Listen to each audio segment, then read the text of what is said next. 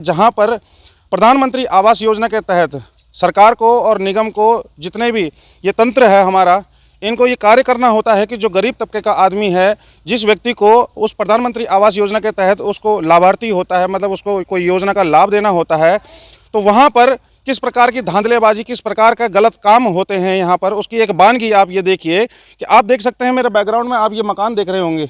यह मकान पहले बना बुना मकान था, इसका लेंटर तोड़वाया गया है। अब ये लेंटर क्यों तोड़वाया गया है मैं आपके आगे चलकर आपको बताऊंगा कि क्या कुछ यहाँ पर हुआ है।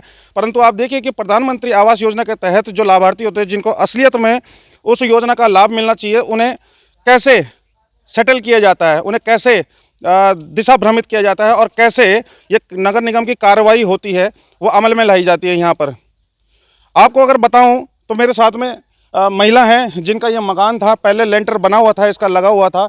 आप देख सकते हैं वहाँ पर कटिंग हो रखी है पूरी की पूरी और लेंटर तोड़ा गया है और दोबारा से उसको फिर बनाने की कार्रवाई की गई है। तो क्यों करें ऐसी नौबत आन पड़ी, जानेंगे इनसे। नमस्कार।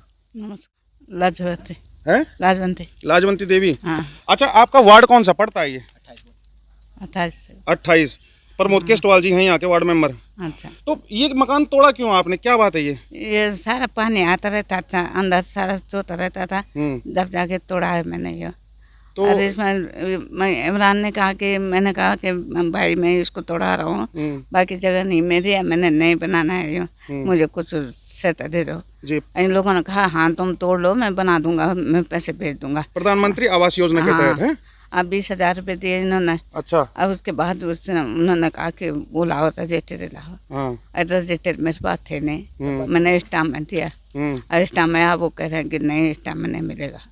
अच्छा, मतलब नगर निगम के जो कर्मचारी हैं इमरान और जो प्रधानमंत्री आवास योजना को देखते हैं। हाँ, तो ये हमें पता नहीं और होगा नाम था हमें हाँ, पता नहीं एक शिवम है, एक इमरान है। हाँ, तो इन लोगों ने कहा, इमरान ने कहा था मेरे लिए। अच्छा, कि ये मकान तोड़ा लो, मैं पैसे तो भेज आप क्या दूंगा। बोल रहे हैं, आप क्यों नहीं बन रहे? आप कह रहे हो कि पहले वो लाओ रजिस्टर लाओ, तब जाके पैसे मिलेंगे। तो आपके पास रजिस्ट्री नहीं है? हाँ, रजिस्टर। तो फिर 20,000 रुपये कैसे मिले फिर आपको? हाँ, अब उसने कहा कि मैं 20,000 रुपये हमने गलती से डाल दिया, ऐसे कहा उसने।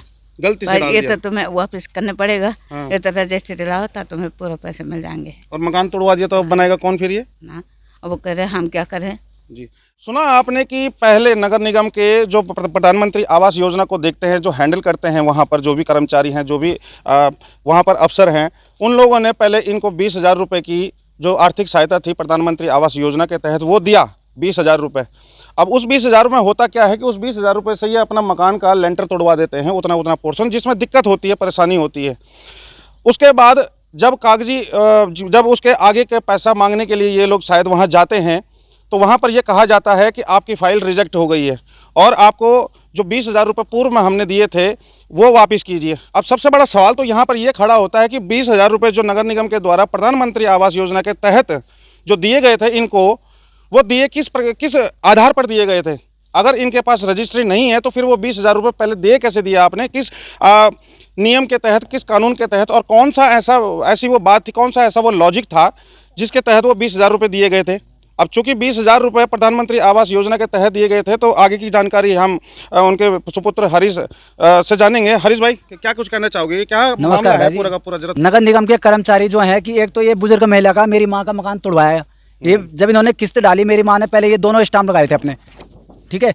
ये 2004 का स्टाम्प मेरी माँ ने, मेरे पिताजी ने जमीन ले रखी है और 2004 के बाद मेरे पिताजी एक्सपायर हो चुके थे। उसके बाद जो है कि मेरी माँ ने 2016 में ये याददाश्त इकरारनामा लिखा था, ठीक है। जब मेरी माँ के पास रजिस्ट्री के लिए पैसा नहीं है, हम लोग मजदूरी करते हैं, अपनी मजदूरी से अपना भरण पोषण कर रहे हैं, ठीक है। हमने याददाश्त इकरारनामा लिख रखा उसके साथ में। अब बुढ़िया भी मर चुकी है। जब हमने ये स्टाम्प लगाए, इसके थ्रू जब पहले अधिकारी ने, जब उसने पहले साइन करे फाइल में, तो दोबारा साइन करने में उस अधिकारी को दिक्कत किस चीज़ की आ रही है? ठीक है। दोबारा जब मैं नगर निगम में गया, इन्होंने मेरे से फाइल भी बनवाई, दोबारा दूसरी किस्त डालने के लिए फाइल बनाई गई है। उसमें 1,000 रुपये खर्चा इन्होंने नगर निगम में तहसील में कर्मचारी के पास भेज रहे कि उसके पास जाओ, अच्छा, वही तुम्हारी फाइल बनाएगा। ठीक। हम उस कर्मचारी के पास गए, 1,000 रुपये वहाँ फाइल के दिए उसको फाइल बनाने के। उसके बाद जब इन्होंने ये फाइल लगाई, तो जब इस कर्मचारी ने फाइल बनवा दी, हमने फाइल लगा दी, उसके बाद भी अब ये बोल रहे हैं कि साहब साइन नहीं कर रहे हैं। मैं अपने पार्षद साहब को भी मिल चुका हूँ, मैं मेयर साहब को भी मिल चुका हूँ। मेयर साहब ने मेरे सामने, जब मैं शिवम भाई के पास गया जो किस्त डालते हैं, उन्होंने मेरे को बोला, मैंने कहा लाजवंती देवी के नाम की फाइल है, उन्होंने मेरे को सीधा जवाब दिया, मैं तेरे को नहीं जानता। अच्छा। मतलब मेरे को ये जवाब दे रहे कि लाजवंती देवी, हम लाजवंती देवी को जानते हैं, उसको भेज। मतलब एक तो बात करने की तमीज़ नहीं है उन पे, कि सीधा सीधा बोल रहे हैं कि लाजवंती देवी को भेज, हम तुझे नहीं जानते। जब मैं उनका लड़का हूँ तब तो उसके पास जा रहा हूँ मैं। बिल्कुल है। अब मेरी माँ कैसे जाएगी? अब 30 रुपये तो यहाँ जाने का लगता है, 30 रुपये आने का लगता है। जी, बुजुर्ग भी हैं, अगर बुजुर्ग उनके भी ब्याह पे तुम जा रहे हो तो हैं? बात तो एक ही है ना कि मकान 24 तो घंटा आपका तो बन रहा बीमार रहती है। जी जी जी। हैं? कैसे जा पाएगी बुढ़िया? और मैं जा रहा हूँ तो वो उसने उल्टा जवाब दिया मेरे को कि मैं तुझे नहीं जानता। ठीक। इतनी बदतमीजी से बात कर रहा पहले तो। अच्छा, नगर आयुक्त से या फिर मेयर से सबसे मेयर मिले? साहब से भी मिल चुका हूँ। क्या कहा उन्होंने? मैं मेयर साहब से मिल चुका हूँ। मेयर साहब ने मेरे सामने उनको बुलाया, मेयर साहब ने कहा इनके काम कराओ, हाँ, ठीक है। तब भी इन्होंने कहा कुछ भी होगा, नहीं होगा पाएगा। ठीक है। इन्होंने मेयर साहब की बात भी नहीं मानी। मेयर साहब ने इनको मेरे सामने बुलाया, मेयर साहब ने, मैं झूठ नहीं बोलूंगा मेयर साहब की भी, मेयर साहब ने मेरे सामने बुलाया, मेयर साहब ने कहा कर दो यार इनका काम, जब तुमने पहले किस्त डाल दी तो अब दोबारा डालो। इन्होंने 2 महीने हो गए, मैं 2 महीने से चुपचाप हो रखा हूँ और 2 महीने से इनके पास चक्कर काटे जा रहा हूँ, पर ये तब भी बात को स्वीकार कर, ये बोल रहे तू कुछ भी कर ले, कुछ नहीं हो पाएगा। अच्छा, आपकी मम्मी जैसा बता रही थी कि वो 20,000 रुपये वापस मांग रहे हैं, नगर आयुक्त ने भी बोला मेरे को ये बात कि आपको 20,000 रुपये वापस करने पड़ेंगे। तो 20,000 रुपये सबसे पहले दिए क्यों उन्होंने? फिर अगर दिए कागज नहीं है आपके पास तो? जब ये फाइल पहले तैयार हो रखी है, अधिकारी ने पहले साइन कर दिए, 20,000 रुपये किस्त आ गई, हाँ। तो अब ये दूसरी किस्त डालने के लिए अधिकारी क्यों साइन नहीं कर पा रहा? उस अधिकारी ने पहले फाइल चेक नहीं करी क्या? जब भाई उसने बिल्कुल। पहले किस्त डाली है हाँ। तो उसने साइन तो आंख बूझ के तो साइन करे नहीं होंगे, बिल्कुल बिल्कुल फाइल तो कागज तो पूरे चेक हुए होंगे। तो जब पहले साइन कर दिए तो अब दिक्कत किस चीज में आ रही है इनको? बिल्कुल सही बात और है। अब अब बरसात लगने वाली है, आप देख रहे होंगे कि बरसात लगने वाली है। अब कहाँ जाएगी ये बुढ़िया? अब उधर मेरा एक कमरा है, अब मैं अपने कमरे में अपने बच्चों को लेकर सोऊं या अपनी माँ को लेकर साथ में सोऊं? परिवार में कितने लोग हैं आप टोटल? हैं हम हैं 5 आदमी। ठीक, 5 आदमी, 5 लोगों का ये संयुक्त, और बच्चे भी, परिवार भी तो होगा? बच्चे भी हैं। एक मेरी माँ है, एक मैं हूँ, एक मेरा भाई है, मेरी भाभी है। मेरा भाई अपने कमरे में है, मैं अपने कमरे में हूँ। अब बुढ़िया कहाँ सोएगी? बुढ़िया को ये कमरा है, ये किचन बुढ़िया के नाम पे है। हमने बुढ़िया को एक किनारे रखा कि भाई तू एक किनारे रहे, जी। तेरे एक कमरा बना रखा हो, पहले से मेरे पिताजी ने बना रखा हो। ठीक। हमने अपने पिताजी के कमरे में कुछ नहीं किया। अब ये मेरे घर में जब इन्होंने 20,000 रुपये किस्त डाली, ये चक्कर काटते रहे नगर निगम वाले, खुद यहाँ पे आके माता जी इसको तुड़वाओ बनाओ, माता जी इसको तुड़वाओ और बनाओ। अच्छा। और 2 महीने तक मैंने वो मकान नहीं तुड़वाया था। ठीक है। जब इन्होंने 20,000 रुपये किस्त डाली, मैंने ये कहा था, मैंने कहा भाई दूसरी किस्त डाल दो, मैं मकान तोड़ के मैं बना दूंगा। जी। ठीक है। इन्होंने कहा ना भाई पहले तू इसको तोड़ और तब बनाएंगे। अच्छा। मैंने कहा ठीक है। यार के साथ मेरी यही बात हो रखी है। मैंने कहा भाई देख, जैसे जैसे नगर निगम से किस्त आएगी मैं वैसे वैसे तुझे दूंगा। ठीक है। और 1 लाख रुपए मैंने कहा मैं तुझे धीरे धीरे करके मैं करता रहूंगा। ठीक है। वो भी स्वीकार हो गया था बात को। अब नगर निगम की किस्त जो 20,000 रुपये आई वो मैंने ठेकेदार को दे दी। अब ठेकेदार ने इतना काम रोक दिया, ये ठेकेदार ने इतना काम करने के बाद उसने रोक दिया। उसने कहा भाई अब तुम्हारी नगर निगम की किस्त नहीं आ रही।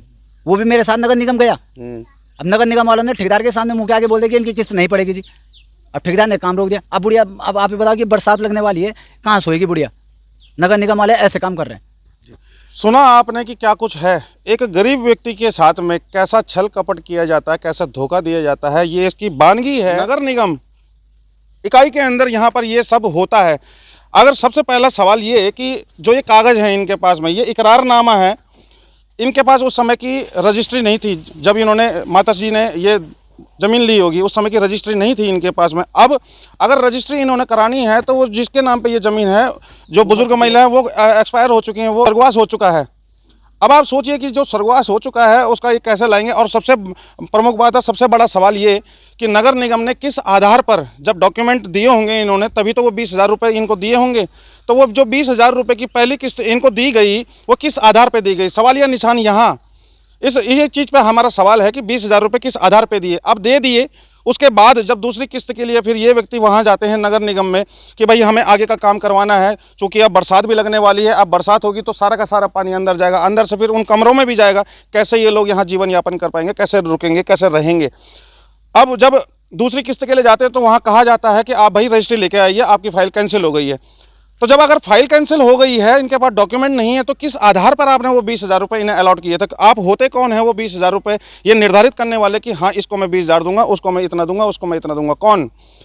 जो प्रधानमंत्री आवास योजना वहाँ पर देखते हैं शिवम भाई और इमरान भाई, आप दोनों से सीधा सीधा सा सवाल यही है हमारा, और साथ ही साथ में हमारा नगर आयुक्त तो नगर मेयर सबसे ये सवाल रहेगा कि किस आधार पर आप बताएं कि किस आधार पर इनको ये 20,000 रुपये दिए गए थे। अगर ये वेरीफाइड नहीं है, क्वालिफाइड नहीं है, तो इनके पास माना रजिस्ट्री नहीं है, तो आपने बिना रजिस्ट्री, बिना डॉक्यूमेंट वेरिफिकेशन के कैसे 20,000 रुपये दे दिए? और मैं चाहूँगा कि संबंधित विभाग, पौड़ी गढ़वाल उत्तराखंड, डीएम पौड़ी गढ़वाल, एसडीएम कोटद्वार, इस बात की भी जांच करें कि इसमें दोषी कौन है। जहां 20,000 का लालच देकर यहाँ पर उनका मकान तोड़वा दिया जाता है, भाई इससे अच्छा तो ये था ना कि नहीं देते, नहीं देते तो कम से कम ये टूटता तो नहीं। ये एक गरीब का आशियाना होता है जो एक एक रुपया करके जोड़ा जाता है और तब उसके बाद अपना सपनों का घर बनाया जाता है। हालांकि वो इतना सक्षम नहीं हो पाते हैं कई बार, तो इसीलिए आर्थिक सहायता के लिए जाते हैं, इसीलिए प्रधानमंत्री आवास योजना के तहत जाते हैं। परंतु नहीं, यहाँ पर कोटद्वार नगर निगम की लचर कार्रवाई फिर एक बार और उजागर होती हुई और ये पोल खोलती हुई कि प्रधानमंत्री आवास योजना के तहत कितनी धांधलेबाजी, कितने घपले, कितने फ्रॉड हो रहे हैं। आगे चलकर अगली वीडियो में हम आपको वार्ड मेंबर प्रमोद केस्टवाल जी से भी बात करवाएंगे, पूछेंगे उनसे और नगर निगम से भी पूछेंगे कि क्यों कर ऐसी कार्रवाई हुई कि पहले 20,000 रुपये दे दिए जाते हैं प्रधानमंत्री आवास योजना के तहत एक गरीब व्यक्ति को और फिर उसके बाद ये बहाना किया जाता है, बहाना दिया जाता है। कृपया संबंधित विभाग उचित कार्रवाई करें इन पर।